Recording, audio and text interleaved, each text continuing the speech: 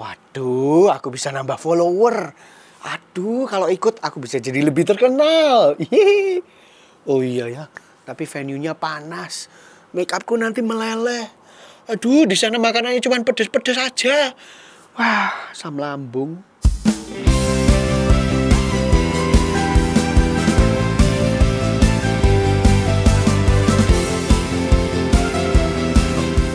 Shalom semuanya, saya Benandoko dari GMS Live. Saya ingin berbagi beberapa value yang kita miliki di GMS Live.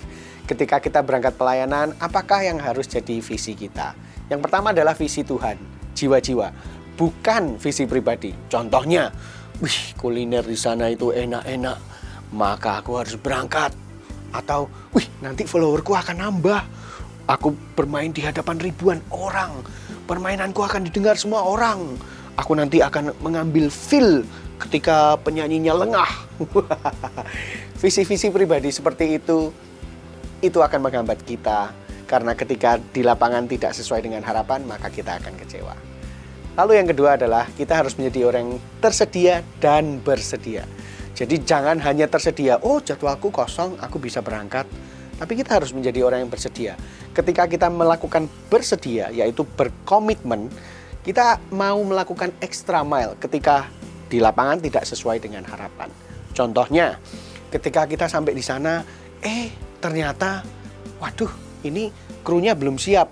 Apa yang harus kita lakukan? Apakah kita duduk-duduk, kipas-kipas, atau kita membantu? Ketika kita bersedia, kita pasti akan membantu.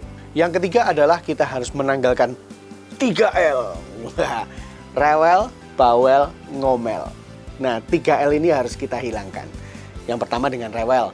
Contohnya, aku ini kalau persiapan harus banyak, beban hidupku tuh berat, jadi bagasi nggak cukup 20 kilo, alatku aja udah 12 kilo, koperku 8 kilo, beban hidupku gimana? Hal-hal seperti itu harus kita perhatikan. Contohnya, koper harus mengalah daripada alat. Kenapa? Karena kita melayani dengan alat. Koper itu dikurangi. Contohnya, kos kakiku cukup 3 aja deh. Soalnya kalau kos kakiku 3 ini nanti aku bisa cuci lagi ketika aku sampai di hotel.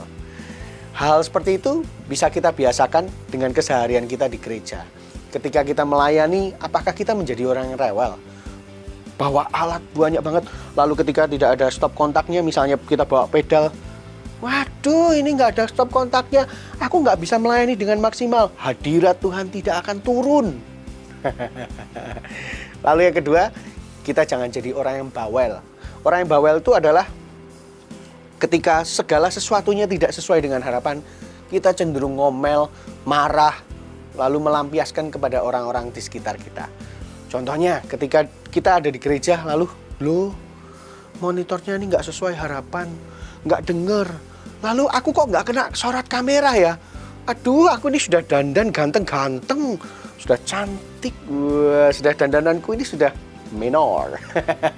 Nah, hal-hal seperti itu bisa kita biasakan melalui kebiasaan sehari-hari ketika kita pelayanan. Nah, ingat, alat yang paling berharga bagi kita musisi adalah musikalitas kita, bukan alat kita. Yang ketiga adalah ngomel.